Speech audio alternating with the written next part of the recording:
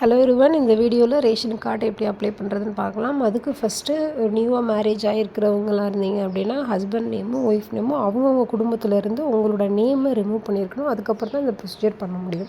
So உங்களோட நேமை நீங்கள் ரிமூவ் பண்ணிட்டீங்க அப்படின்னா அடுத்த ப்ரொசீஜர் என்னென்னா, இந்த வெப்சைட்குள்ளே வந்துட்டு புதிய மின்னணு அட்டை விண்ணப்பிக்க அப்படின்ற இந்த லிங்க்குள்ளே போனீங்க அப்படின்னா இப்படி ஒரு பேஜ் ஓப்பன் ஆகும்.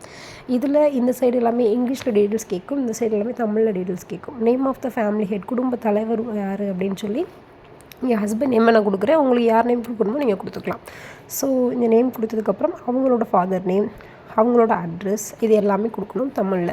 ஸோ இந்த பக்கம் இங்கிலீஷில் கொடுக்கணும். இந்த பக்கம் தமிழில் கொடுக்கும்போது அதுவே ஆட்டோமேட்டிக்காக மாறும். பட் மாறினா அவங்களுக்கு ஏதாவது இஷ்யூஸ் இருந்துச்சு, லைக் நேம் ஸ்பெல்லிங் எல்லாமே மாறுது, லெட்டர்ஸ் எல்லாமே சேஞ்ச் ஆகுது அப்படின்னா கூகுளில் ஆன்லைன் தமிழ் டைப்பிங் அப்படின்னு போட்டிங்கன்னா வர ஃபர்ஸ்ட் லிங்க்கில் இப்படி ஒரு லிங்க் ஓப்பன் ஆகும்.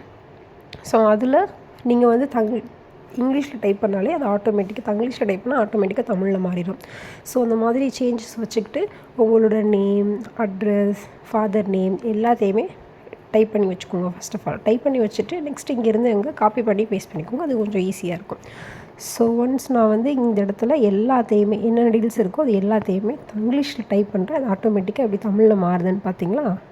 ஸோ இந்த மாதிரி ஒன்ஸ் தமிழில் மாறிடும். ஸோ எல்லா டீட்டெயில்ஸையும் நான் இங்கேயே வந்து என்டர் பண்ணி வச்சுக்கிறேன்.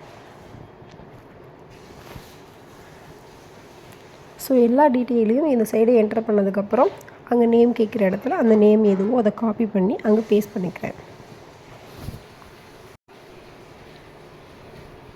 நெக்ஸ்ட்டு தந்தை நேம் கேட்குது, அதையும் காப்பி பண்ணி பேஸ்ட் பண்ணிக்கிறேன். Next address, copy and paste.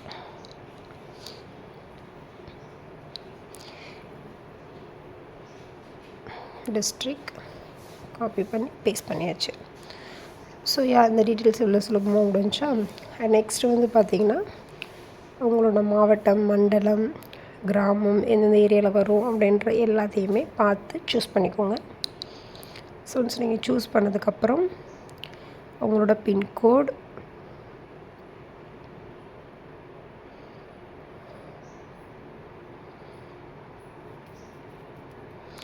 And உங்களோட மொபைல் நம்பர். இந்த மொபைல் நம்பர் வந்து யாரோட கொடுக்கணுமோ அவங்க வந்து கொடுத்துக்கோங்க. பிகாஸ் அடுத்து எந்த நீங்கள் சேஞ்சஸ் பண்ணாலும், புது மெம்பர் ஆட் பண்ணணும், ரிமூவ் பண்ணணும், எதுனாலுமே இங்கே தான் ஓடிபி வரும். ஸோ அந்த மொபைல் நம்பரை பார்த்து கொடுத்துக்கோங்க. அதுக்கப்புறம் ஃபோட்டோ அப்லோட் பண்ணணும். ஸோ அவங்க கொடுக்குற எம்பிக்குள்ளேயும் அந்த ஃபோட்டோ டீட்டெயில்ஸ் எல்லாமே இருக்கணும். ஸோ ஃபோட்டோ நம்ம அப்லோட் பண்ணதுக்கப்புறம் நெக்ஸ்ட் குடும்ப உறுப்பினர்கள் விவரங்கள். இதில் வந்து ஃபஸ்ட்டு குடும்ப தலைவர் யாரோ அவரோட நேம் ஆட்டோமேட்டிக்காக வந்துடும். அந்த இடத்துல அவரோட பிறந்த தேதி, பாலினம், நேஷ்னாலிட்டி, ஸோ எல்லா அங்கே என்னென்ன டீட்டெயில்ஸ் கேட்குதோ எல்லாத்தையும் ப்ரொவைட் பண்ணிக்கோங்க. குடும்பத்தில் இருக்கிற எல்லாரோட ஆதார் நம்பரும் இங்கே மென்ஷன் பண்ணணும். ஆதார் நம்பர் நீங்கள் மென்ஷன் பண்ணும்போதே சொல்லிடும். உங்கள் குடும்பத்தினர்கிட்ட இன்னும் உறுப்பினர் நீக்கப்படவில்லை அப்படின்னா இங்கே வந்து ஆட் ஆகாது. ஒன்ஸ் நீங்கள் நீக்கினா மட்டும்தான் பண்ண முடியும். இது ஏன் கொண்டு வந்திருக்காங்க அப்படின்னா, ஒரு ஆதார் கார்டை வச்சு 2 இடத்துல ரேஷன் கார்டு இருக்கக்கூடாது அப்படின்றதுக்காக. ஸோ இங்கே வந்து குழந்தைங்க யாராவது வச்சுருந்தீங்க அப்படின்னா அவங்களோட பெர்த் சர்டிஃபிகேட் நம்ம இங்கே அப்லோட் பண்ணுற மாதிரி இருக்கும். பட் இப்போ வந்து ரீசெண்ட்லி பெர்த் சர்டிஃபிகேட் எல்லாமே ரிஜெக்ட் பண்ணிட்டு வராங்க. ஸோ குழந்தைக்கு ஆதார் கார்டு எடுத்ததுக்கப்புறம் அப்ளை பண்ணுறது நல்லது. பிகாஸ் உங்களுக்கு ரிஜெக்ஷன் ஆகாமல் இருக்கும். ஸோ உங்கள் குடும்ப உறுப்பினர்கள் எல்லாத்தையும் 1 by 1 நீங்கள் ஆட் பண்ணிடுங்க. உங்களோட நேம், டீட்டெயில்ஸ், ஆதார் நம்பர் எல்லாத்தையுமே போட்டு அவங்களோட ஆதார் கார்டையே அப்டேட் பண்ணணும். ஸோ எல்லாத்தையுமே 1 by 1 அப்டேட் பண்ணிடுங்க. ஸோ அப்டேட் பண்ண உறுப்பினரை சேர்க்க அப்படின்னு சொல்லி நீங்கள் என்ட்ரு பண்ணிட்டே வரணும். ஒன்ஸ் மேக் ஷூர் தட் எல்லாத்தையுமே நீங்கள் வந்து என்ட்ரு பண்ணியிருக்கீங்களா, இந்த டேப்லெட் கலரில் வந்திருக்கான்னு செக் பண்ணிக்கோங்க. ஸோ வந்ததுக்கப்புறம் அடுத்து அட்டை தேர்வு. இதில் எந்த அட்டை உங்களுக்கு வேணும்? உங்களுக்கு ரேஷன் அட்டை, அரிசி அட்டை, ஜீனி அட்டை. அப்படின்னு ஜீனி அட்டைனா உங்களுக்கு தெரியும், அது மட்டும் தான் ப்ரொவைட் பண்ணுவாங்க. சலுகைகள் ரொம்ப கம்மியாக இருக்கும். ஸோ அரிசி அட்டை தான் மோஸ்ட் ப்ராபப்ளி எல்லாருமே நம்ம அப்ளை பண்ணுவோம். ஸோ நான் அரிசி அட்டை கொடுக்குறேன். குடியிருப்பு சான்றிதழ், அட்ரஸ் ப்ரூஃப். நீங்கள் வந்து ஆதார் கார்டில் இருக்கிற அட்ரஸும் இப்போ நீங்கள் தற்போதைய முகவரி இருக்கிற அட்ரஸும் வேறு இருந்துச்சுன்னா நீங்கள் ப்ரூஃப் ஆஃப் அட்ரஸ் வந்து ஏதாவது கொடுக்கணும். அதில் என்னென்ன லிஸ்ட் ஆஃப் டாக்குமெண்ட்ஸ் இருக்குல்ல அது எதுவோ நீங்கள் அதை ப்ரொவைட் பண்ணிக்கோங்க. ஸோ ஒன்ஸ் அதையும் கொடுத்ததுக்கப்புறம் அந்த பிடிஎஃபையும் உள்ளே நீங்கள் என்டர் பண்ணதுக்கப்புறம் கேஸ் டீட்டெயில்ஸை பற்றி கேட்கும். கேஸ் கனெக்ஷன் நீங்கள் வச்சுருக்கீங்க அப்படின்னா கொடுங்க. எத்தனை கனெக்ஷன் இருக்குது அப்படின்ற அந்த டீட்டெயில்ஸையும் கொடுத்துருங்க. யார் பேரில் இருக்குது அப்படின்ற எல்லா டீட்டெயில்ஸுமே எல்லாத்தையுமே ப்ரொவைட் பண்ணிக்கோங்க. லைக் அது என்ன நிறுவனம், அதோட கன்சியூமர் நம்பர் என்ன, அந்த எரிவாயு நிறுவனத்தின் பெயர் என்ன அப்படின்ற எல்லா டீட்டெயில்ஸுமே ப்ரொவைட் பண்ணிக்கோங்க.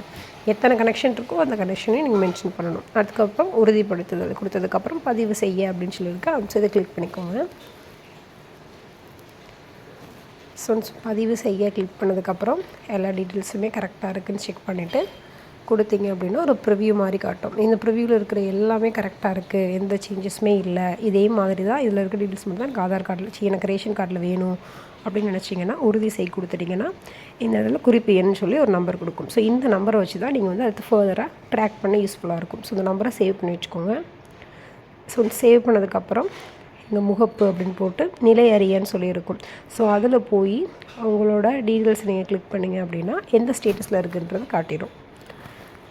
ஸோ ஸ்டேட்டஸில் இருக்கிறத காட்டும். உங்களுக்கு அர்ஜென்ட்டாக வேணும்னா நீங்கள் டேரெக்டாக போய் இந்த மாதிரி நான் ரேஷன் கார்டுக்கு அப்ளை பண்ணியிருக்கேன், கொஞ்சம் குயிக்காக ப்ரொசீட் பண்ணுங்கன்னு கேட்கலாம். பட் நீங்கள் இயர்லியராகவே பண்ணிங்கன்னா கொஞ்சம் வெயிட் பண்ணுங்கள். ஒன் பை எல்லா ஸ்டேஜஸையும் கவர் பண்ணிவிட்டு உங்களோட ரேஷன் கார்டு வந்து உங்களுக்கு கிடச்சிரும். ஸோ கொஞ்சம் நாள் கழித்து செக் பண்ணோம் அப்படின்னா லைக் எப்படி வந்து சக்ஸஸ்ஃபுல் ஆகும் அப்படின்றத பார்க்கலாம். ஸோ அந்த குறிப்பு என்ன இந்த மாதிரி வச்சு டெமோ அப்படி கிளிக் பண்ணோம் அப்படின்னா இந்த மாதிரி தான் வரும். தாலுகா வழங்கல் அதிகாரி ஒப்புதல் அப்படின்னு வந்துருச்சு அப்படின்னா உங்களுக்கு ரேஷன் கார்டு வந்துடும். ஸோ இதான் டீட்டெயில்ஸ். இதில் உங்களுக்கு டவுட்ஸ் அண்ட் கொரிஸ் இருந்துச்சா கமெண்ட் பாக்ஸில் கமெண்ட் பண்ணுங்கள், நான் உங்களுக்கு ரிப்ளை பண்ணுறேன். தேங்க்ஸ் ஃபார் வாட்சிங்.